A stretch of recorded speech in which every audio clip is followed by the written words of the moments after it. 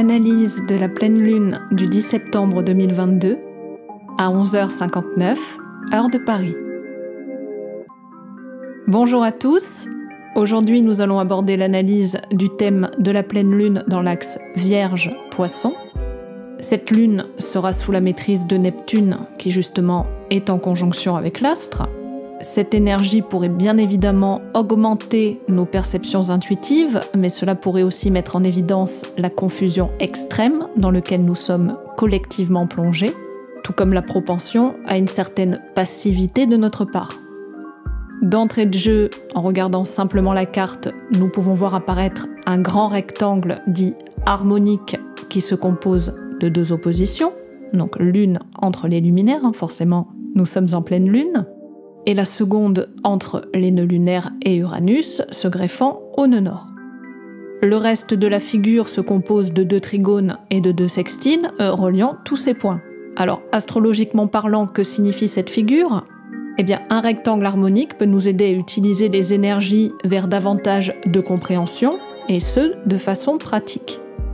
Une opposition est comme un antagonisme entre deux planètes qui, seul, peut nous pousser soit à en rejeter une, soit à passer de l'une à l'autre. Et pourtant, le but d'une opposition devrait être de trouver le juste milieu et de pouvoir combiner l'énergie de ces deux planètes dites antagonistes, au risque de projeter l'une ou l'autre sur l'extérieur. L'opposition des nœuds lunaires avec Uranus, cela fait un moment que nous la subissons, et nous en avons encore pour de nombreux mois. On va dire que nous sommes quasiment au milieu de cette phase taureau-scorpion qui va s'accentuer durant les prochaines éclipses du mois d'octobre, mais nous y reviendrons. Alors à moins que vous viviez dans une grotte, nous sommes tous très affligés par ce qui est en train de se passer.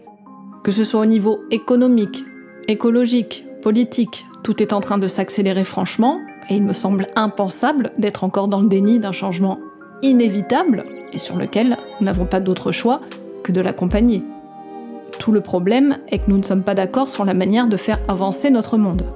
Alors soit en accélérant des processus obsolètes qui nous ont conduits jusqu'ici, et qui ne font que favoriser les déséquilibres et les inégalités de toutes sortes, ou une véritable révolution de conscience. Le nœud nord, combiné à Uranus dans le taureau, nous indique que le changement ne se fera pas seulement dans nos cœurs, mais également dans notre chair, puisqu'il se trouve dans un signe de terre. Donc jusqu'à quel prix accepterons-nous d'endurer la chute brutale de nos systèmes ? Devons-nous forcément en passer par de la souffrance et un manque d'insouciance ? Personnellement, je ne le pense pas. Cette crise peut nous aider déjà à prendre véritablement conscience de ce qui est en train de se jouer, pour nous permettre d'être créatifs, rebelles, dans le bon sens du terme, libres et inféodés aux injonctions de quelques-uns. Alors oui, tout cela peut effrayer encore tous ceux qui comptaient projeter leurs responsabilités, leur souveraineté à d'autres, mais la période nous invite là, maintenant, à devenir pleinement acteurs et non plus spectateurs. Les temps ne seront durs que pour ceux qui accepteront sans bouger. Pour les autres, ce moment est une formidable opportunité de renaissance. Encore faut-il avoir le courage d'accepter ce défi, mais commençons l'analyse. La pleine lune se trouve sur le 17e degré 41 des Poissons. Son degré sabiant nous dit « Sous un chapiteau immense, les habitants d'un village assistent à un spectacle extraordinaire. La dominante est l'attrait collectif qu'exerce une manifestation ou un discours passionnant et bien orchestré. » Alors, immédiatement à la lecture de ce degré, qui peut bien évidemment être lu à différents niveaux, nous avons la référence du chapiteau, et par extension du cirque. Ne serions-nous pas en ce moment même dans une sorte de grand cirque collectif où la majorité d'entre nous assiste à un spectacle qui, selon les personnalités, s'avérera plus ou moins positif ? Quoi qu'il en soit, celui-ci peut être pour la plupart hypnotique. Ici, Rudyard nous parle du fait de se donner un tour dramatique en public, avec ce besoin d'être applaudi ou de susciter l'admiration des autres. Alors, si ce degré est bien utilisé, nous pourrions être à même de réunir plusieurs entités autour d'une œuvre singulière, personnelle, mais au vu du contexte dans lequel nous baignons, je ne peux m'empêcher de le traduire différemment. Le signe des Poissons peut s'apparenter au monde du spectacle et de la féerie. tel un grand magicien qui peut tour à tour inspirer les autres ou leur faire croire n'importe quoi. N'oublions pas que c'est un signe mutable et donc double qui clôture le zodiaque. C'est donc le signe le plus complexe et dirons-nous le plus humainement difficile à incarner, car celui-ci englobe bien plus que nos frontières humaines puisqu'il n'en possède pas. Cette période pourrait marquer le point d'orgue d'un spectacle sur lequel nous nous devons de prendre énormément de recul et d'esprit critique en vierge pour ne pas nous laisser influencer par le discours ambiant. Certes, il est bon de se réunir pour partager certains idéaux, certaines visions qui peuvent nous faire partir au plafond, mais tâchons de rester le plus pragmatique possible. La magie ne sera jamais aussi efficace que pratiquer les pieds bien ancrés à la terre et sans théâtralisation. Dans ce signe, la lune manifeste un grand besoin de fusion et d'empathie. C'est une lune très douce, très romantique, qui n'a de cesse de rechercher le contact avec le monde du rêve. Un peu comme à l'image de l'océan, nous pouvons ressentir avec beaucoup plus de force des relents de vagues à l'âme qui peuvent soit alimenter positivement notre imaginaire en de sublimes visions, ou en de profondes angoisses pas toujours faciles à cerner. Donc bien évidemment, c'est un passage très fécond pour toute activité artistique ou axée sur nos facultés psychiques et intuitives. Il y a également, comme dans la Vierge, ce besoin de dévotion. Alors il ne sera pas exprimé de la même manière. En Vierge, il sera plus pratico-pratique, dans un but d'optimisation, donc ce sera plus mental, alors que dans les Poissons, ce besoin de se rendre utile, d'aider, voire de se sacrifier, sera davantage tourné au niveau spirituel. C'est pour ça que nous devrons faire attention de ne pas prendre des vessies pour des lanternes et ne pas nous laisser hypnotiser par des discours prônant le sacrifice pour le bien ou la liberté de tous. Vous voyez ce genre de narratif parfois très culpabilisant et ne reposant sur rien d'autre que des jolies tournures de phrases, de la jolie poésie sans véritable fondement.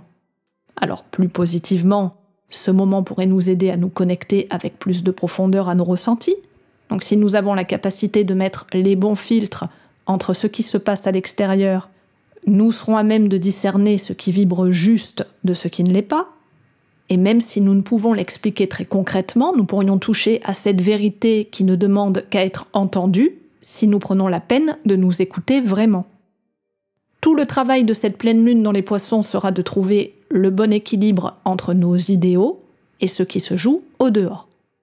Ne nous laissons pas charmer par le chant des sirènes et connectons-nous au-delà des apparences, c'est-à-dire la tête dans le cosmos, mais les pieds bien sur terre.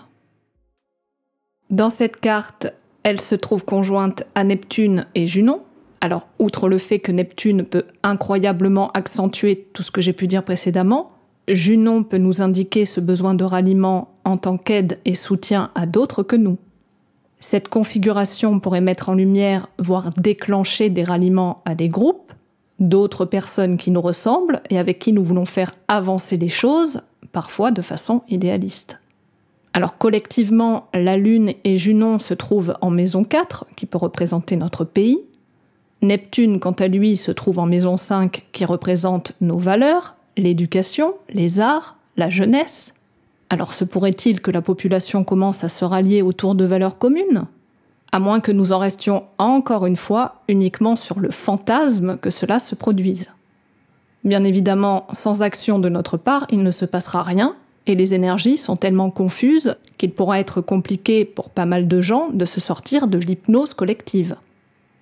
Dans tous les cas, nous entrons progressivement dans une période où la grande majorité des planètes sont ou passeront très bientôt rétrogrades. Et forcément, nous pourrions ressentir extérieurement beaucoup d'immobilisme.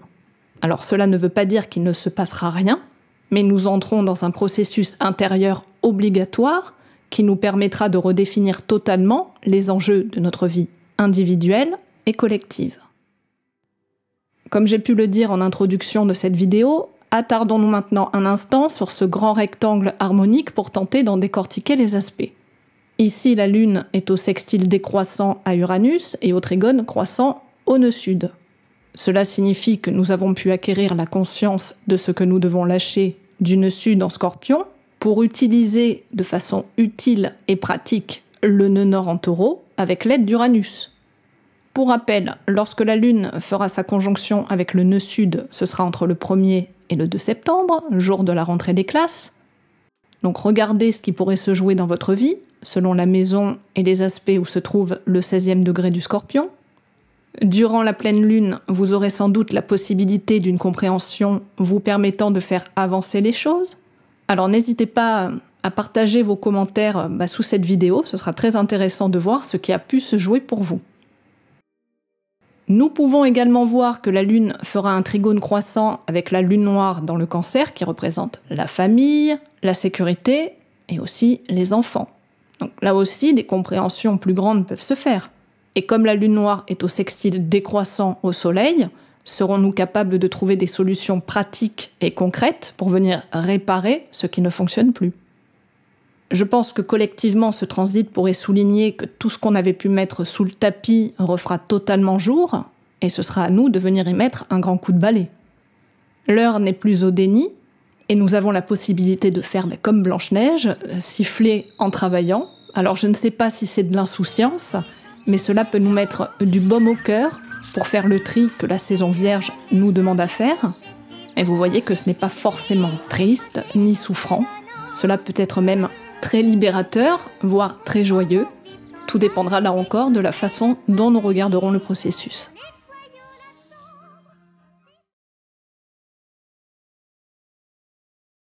Le Soleil se trouve donc par opposition sur le 18e degré de la Vierge. Le symbole sabian nous parle d'une planche de Ouija. Ici, il est question de l'aptitude à pénétrer les couches profondes de la psyché inconsciente, tout comme la réceptivité aux signes et aux présages. Alors ce degré peut être ambivalent car selon les propres mots de Rudyard, toute la difficulté est notre aptitude à discerner qui ou quoi pourrait servir de guide. Je pense que tout le monde sait ce qu'est une planche de Ouija, cet instrument parfois décrié qui pourrait nous servir de canal à la communication avec des entités. Alors bien évidemment tout cela est symbolique et n'est pas à prendre au pied de la lettre. Si nous nous lançons dans une telle pratique, nous devons nous mettre dans un certain état de lâcher-prise, et bien évidemment, même si nous pensons ne rien maîtriser, la planche ne s'anime pas seulement toute seule, puisque nos mains, notre propre corps, en est le vecteur. C'est bien pour ça qu'il faut se montrer toujours très prudent vis-à-vis de ces pratiques, un peu comme l'écriture automatique, où certains peuvent en effet capter des messages extérieurs, mais pour la plupart, il y aura une forte incitation, même inconsciente de l'ego, à vouloir manifester quelque chose, et ce qui se mettra à bouger ne sera en rien le signe d'une connexion avec l'intangible. Ce degré nous parle d'un stade de transition sur une ouverture passive à l'inconnu. Cette fascination, alors qu'elle soit d'ordre positive ou négative, est susceptible de détourner imperceptiblement l'esprit, ou dans certains cas, l'amènera vers une orientation intérieure. Tout ceci nous indique, là encore, à faire preuve d'une grande vigilance vis-à-vis du narratif que nous pouvons capter, sans même nous en rendre compte, et du pouvoir que celui-ci pourrait influer sur nous. Tenter de remettre en question tout ça pourrait nous aider à comprendre ce qui vient de nous et de ce que nous désirons, de ce qui vient d'une autre source qui pourrait nous manipuler sans même nous en apercevoir. Ici, en maison 10, qui peut représenter l'exécutif, nos dirigeants, donc ça pourrait bien signifier certaines problématiques en lien avec tout ce que j'ai pu vous dire précédemment. Cela ne nous étonnera pas, puisqu'il est de plus en plus visible que notre pays est soumis à des tentatives d'influence à peine cachées. À l'inverse de la Lune, l'astre fait les mêmes aspects de sextile et de trigone avec les nœuds lunaires et Uranus, mais dans le sens contraire à la Lune. La Lune en maison 4 représente symboliquement le peuple, et le Soleil en 10, nos dirigeants. Donc nous pourrons bien voir qu'une opposition est bien marquée, mais au-delà de ça, ce sont notre vision qui l'est aussi. Cette configuration souligne une très grande incompréhension entre les gens d'en haut et ceux d'en bas. Le Soleil en Vierge veut purifier nos structures de façon très pragmatique, voire très froide, et au sextile à la Lune noire, en utilisant beaucoup de peurs très primitives qui viendront exacerber la dimension émotionnelle sur la Lune en Poisson. Donc où que nous nous trouvions, nous devons tous nous tourner vers le changement. Mais si nous arrivons à nous retrouver sur le point d'équilibre, la fameuse target dont je vous ai parlé au début de la vidéo, sans sombrer d'un côté ou de l'autre de la balance, Nous aurions tous à y gagner pour faire avancer les choses de façon plus équitable et dans le respect de chacun. Cette pleine lune nous indique une problématique entre le but et la méthode. La guérison n'est jamais la plus efficace à coup de trick, bien au contraire.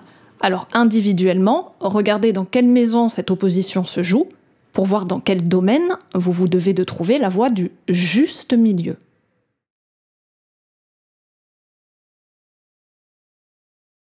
Mercure, qui est passé rétrograde quelques heures avant, soit à 5h39 heure de Paris, dans le signe de la Balance, se trouve sur le 8e degré 55 qui nous dit « Dans une galerie d'art, 3 vieux maîtres accrochés au mur d'une salle spécialisée. La dominante nous parle du besoin de retourner à la source lorsqu'on cherche confusément des valeurs nouvelles parmi une société désorganisée. » Bon, je vais bien en dire 2 mots, mais d'entrée de jeu, l'intitulé du degré parle pratiquement de lui-même. Ici, Rudyard nous dit que les grands moments de notre histoire inspirent de nouveaux départs, à la condition que ceux-ci reposent sur des bases saines. La graine du nouveau jour repose sur la graine de jadis.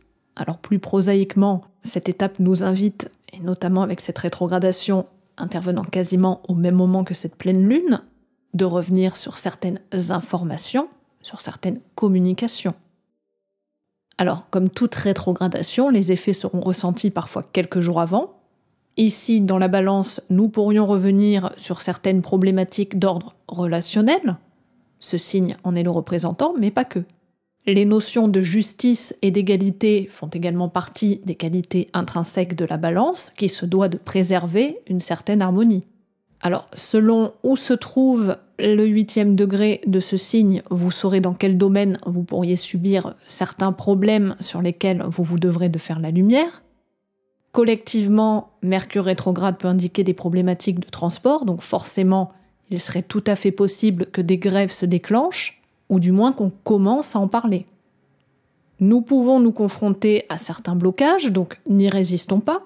Les énergies, de toute façon, nous entraînent vers un climat relativement conflictuel, et cette rétrogradation pourrait nous aider à conscientiser certaines choses jusqu'ici inatteignables. Si nous sommes capables d'utiliser ce moment à bon escient, et de s'inspirer du degré Sabian pour revenir sur l'origine de ce qui se joue dans nos vies, nous pourrions d'ici la fin de la rétrogradation pacifier certaines zones troubles. N'oublions pas que Mercure rétrogradera également dans les derniers degrés de la Vierge, et à ce moment-là, nous pourrions réclamer davantage de clarté. L'ambiance risque d'être un peu déroutante, c'est vrai, mais si nous tâchons de rester dans notre centre, toute révélation, même fâcheuse, pourra être soldée de façon plus saine. Toute cette période nous engage dans une voie de purification, et forcément de guérison. Ici, la planète est toujours au trigone croissant à Mars en Gémeaux, donc les paroles sont toujours reliées aux gestes. On parle et on agit, on veut aller vite, on veut des solutions rapides, sauf que Mercure rétro va freiner certaines de nos tentatives. Nous nous devons de tourner notre langue plusieurs fois dans notre bouche, car certaines paroles pourraient dépasser nos actes ou nous desservir franchement. Si vous vous sentez attaqué, tentez de ne pas mettre de l'huile sur le feu. Il y a ici une question de détachement et surtout de compréhension profonde de tout ce qui peut survenir trop rapidement. Rappelez-vous ce que j'ai pu vous dire pour la nouvelle lune, tous ceux qui voudront aller trop vite risquent très certainement de revenir en boitant. Les énergies sont ambivalentes, mais très électriques, donc on essaie de ne pas se noyer dedans. Toujours opposé à Jupiter depuis ce début de lunaison, Mercure commence à faire son opposition à Chiron dans le Bélier. Donc cette configuration pourrait accentuer les débats, mais pas toujours de façon constructive. Il peut y avoir beaucoup de surenchères et une difficulté à écouter les points de vue divergents. Chiron pourrait venir réveiller certaines blessures, alors peut-être liées à un certain manque de confiance en ses propres croyances. On peut se sentir déstabilisé, mais si nous avons la capacité à regarder tout ça en face, comme l'opposition nous demande de le faire, nous pourrions arrêter de projeter la culpabilité sur l'extérieur, sur les autres, pour nous réapproprier notre capacité à nous faire confiance et à assumer nos points de vue. Tous ces aspects soulignent une forte tendance idéologique. Les réponses données ne seront pas toujours satisfaisantes, et c'est bien pourquoi cette rétrogradation tombe à pic, comme finalement à chaque fois. Alors profitez de ce transit pour faire ce travail, vous n'en sortirez que grandi.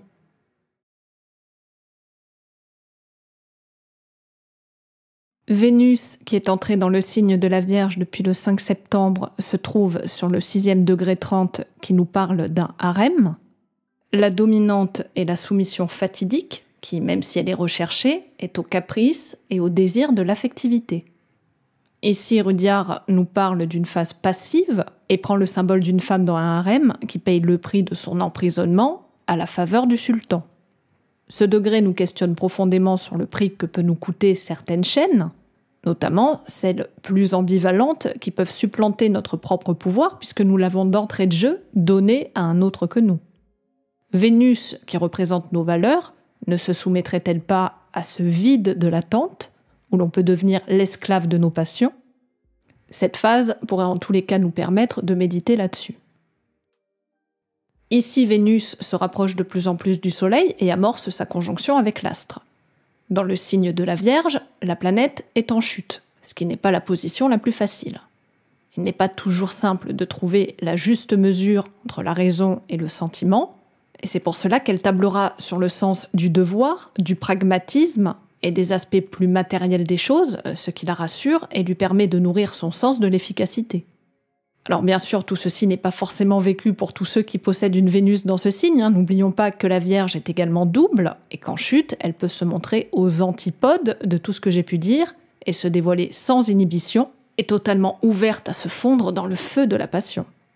Dans la plupart des cas, la première version est la plus vécue, mais n'oubliez jamais que l'exception confirmera toujours la règle. La Vierge peut avoir la fâcheuse tendance, comme le signe des Poissons, à se sacrifier pour quelque chose extérieur à elle-même. Nos valeurs ne seraient-elles pas en ce moment même sacrifiées à la faveur de quelque chose auquel nous serions soumis? Tout ceci résonne très fortement collectivement, mais individuellement, où et à quel endroit sacrifions-nous une part de nous-mêmes? Le sacrifice n'a rien à voir avec la purification ou la guérison, et nous devons tous individuellement nous questionner là où nous pouvons faire preuve d'attentisme. Le carré à Mars, dont le 11e degré 24 nous parle de militantisme et d'une liquidation totale du passé, n'est pas du tout dans la même énergie. Un peu comme si nos actions n'étaient pas du tout en phase avec nos valeurs, qui, soit dit en passant, se doivent d'être en ce moment purifiées.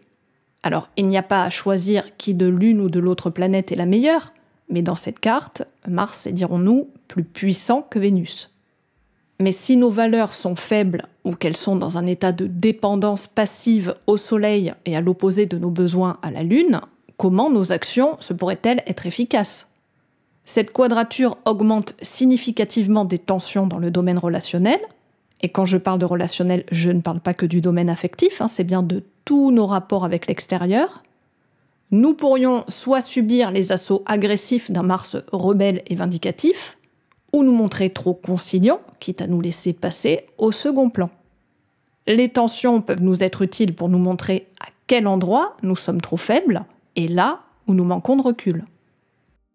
Le quinconce à Jupiter nous invite à corriger certains déséquilibres, alors collectivement cela peut être financier, mais bien au-delà de ça, de notre faculté à ne pas savoir mettre la limite. Donc plus nous serons capables de doser avec sagesse sans que cela ne nous fasse de tort, et plus nous pourrons trouver les compromis nécessaires à l'évolution de certaines situations.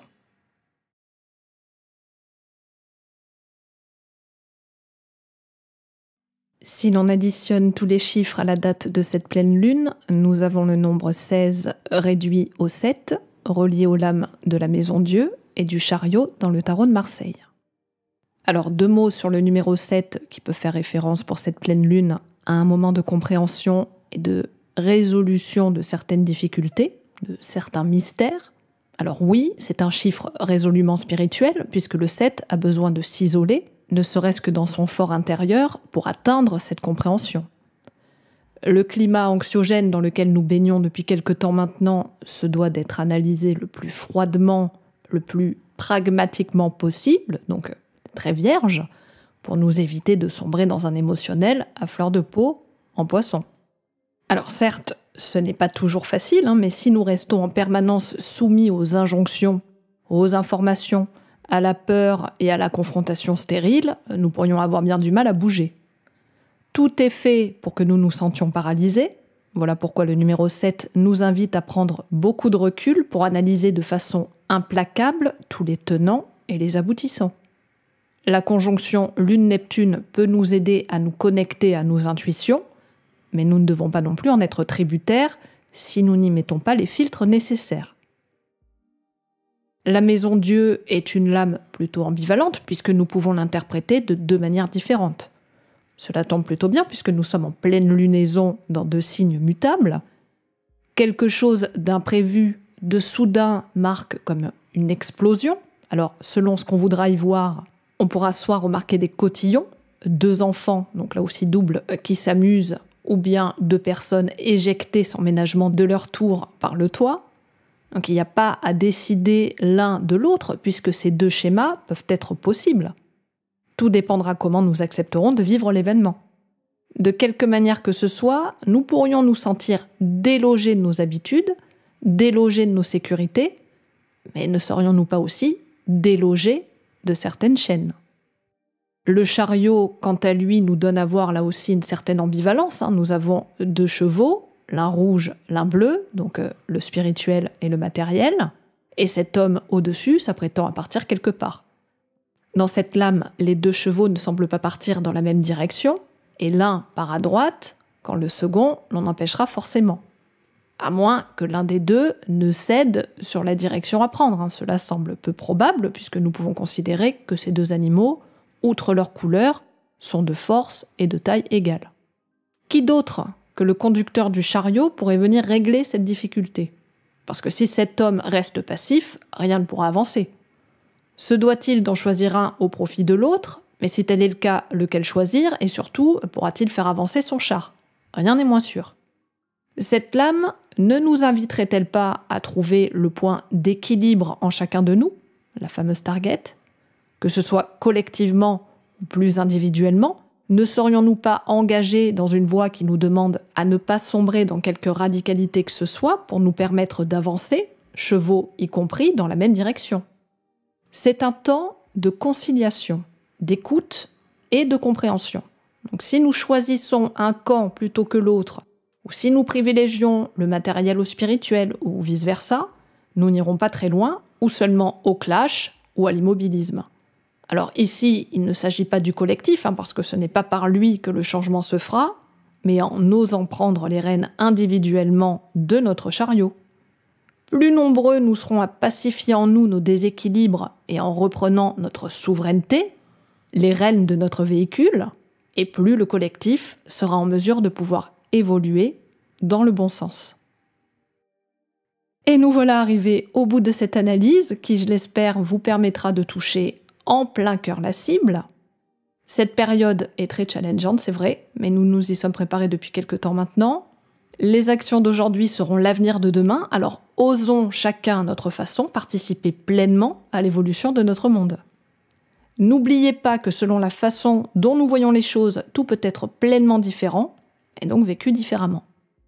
N'hésitez pas à me faire part de vos retours, de vos ressentis, vos expériences, c'est toujours un plaisir de vous lire. Pour ceux qui souhaitent une consultation, je vous invite à faire un tour sur mon site. Permettez-moi de vous souhaiter une pleine lune dans le 1000, et je vous dis à très bientôt pour de nouvelles aventures astrologiques.